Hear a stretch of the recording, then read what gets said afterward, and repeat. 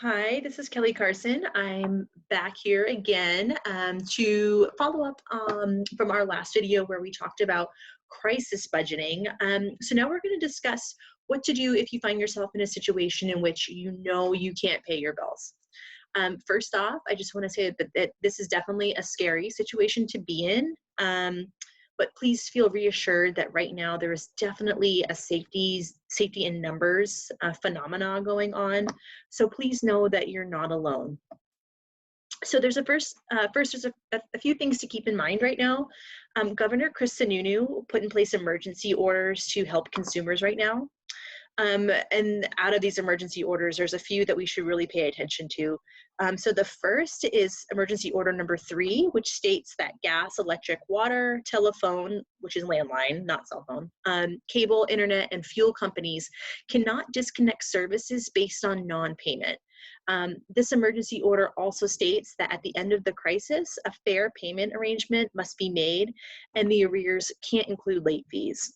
So this is basically saying, we understand that you may not be able to pay this bill right now. That's okay. You're not going to be charged late fees, and we're going to help you figure this out to make it affordable for you to pay off what you owe in the future. Emergency order number 4 states that landlords can't start the eviction process and continue with proceedings right now because of non-payment.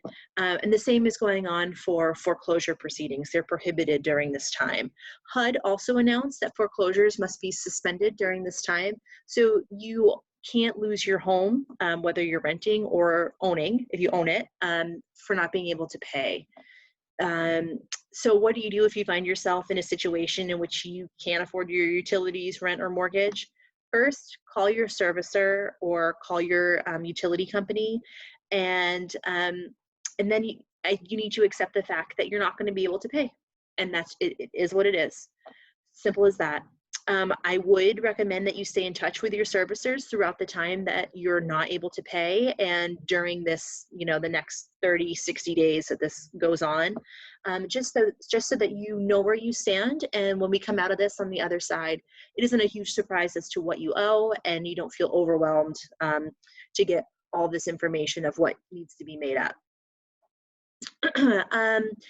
So with that said, if you can pay those items, if you have enough money in your crisis budget to pay those items, then I would suggest pay them. Then from there, now we can prioritize the non-essentials. If you have all those things covered, that's great. But let's focus on what are items that are just not the absolute bare essential.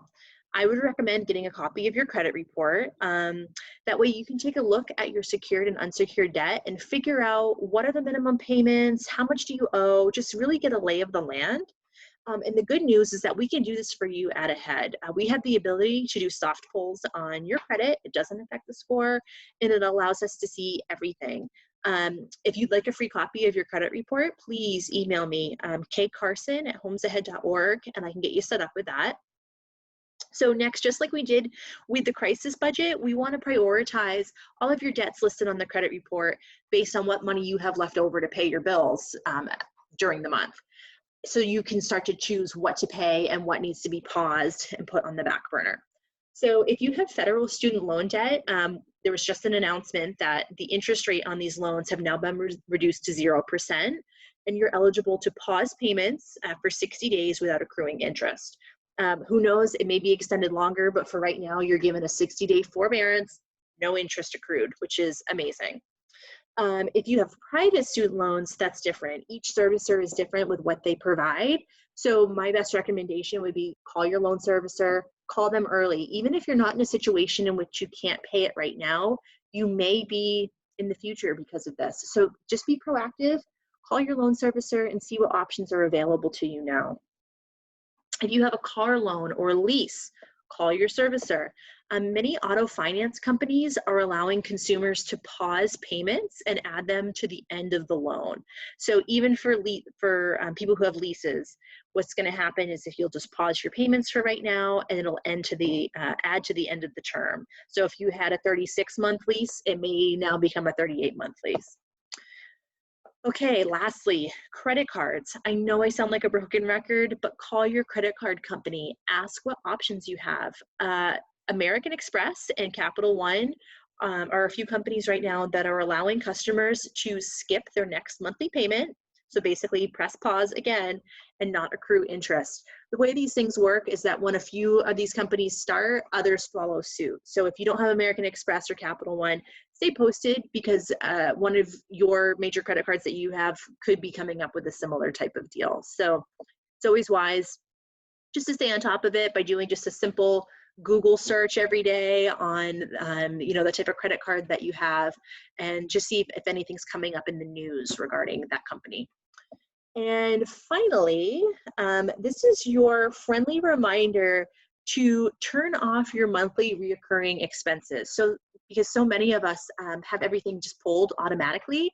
And if you know that there are certain loans that you just can't pay this month, if you know you cannot pay your car lease, if you know that you cannot pay your credit card that always auto pulls on the 5th, make sure you go in and you automatically shut that off, because you certainly don't want that to pull if the money is not there.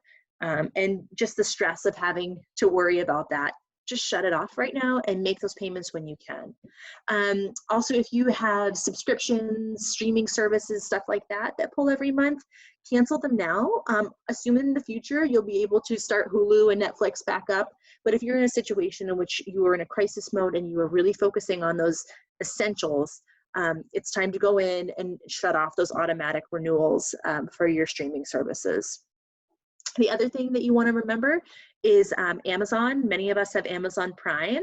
So go in, check your Amazon membership, see if you are set to auto renew anytime soon. I believe it's $119 when your Amazon Prime renews. So that might be one fee that you're not expecting that could pop up during the next 60 days. If so, shut it off. If you have Amazon Prime, a monthly payment, you're on the monthly plan, you might want to shut that off right now too. Prime isn't doing 2-day shipping right now, and Amazon is really weighing out what the essential items to be shipped are right now. So you're not even getting the benefit of the Prime 2-day shipping. You might just want to go ahead and just suspend that for now. And if you have subscriptions and auto ship items through Amazon, I know I have a few, you might want to go in and either cancel them or pause them so that you can skip a couple months and then have them reship, say, May or June, just so that you're not surprised with those subscriptions pulling as well. So as a reminder, if you are feeling overwhelmed in this process and you would like help determining what are essential items to be paying, what are things that you need help prioritizing on, please give us a call. I'm going to screen share right here with you for a second so you can get our contact information. So again, I'm Kelly Carson, and the best way to get a hold of us in the Homeownership Center right now is via email because we are working remotely. kcarson@homesahead.org. My colleague Samantha Marshall, she can do the exact same thing I can do, and you can email her at smarshall@homesahead.org. Or Mary Voisin, who deals strictly with foreclosure prevention and mitigation. If you are in the process of foreclosure and you're wondering how this situation is going to be affecting that proceeding, it may be wise to reach out to Mary and to chat with her about what's going on. She's mvoisin@homesahead.org. And we will be back tomorrow night with another video discussing community resources and what's out there right now in our immediate community, Littleton area, as to what you can expect coming for help or what's out there and help point you in the right direction. So in the meantime, again, don't hesitate to reach out, and we will see you tomorrow. Thanks. Bye.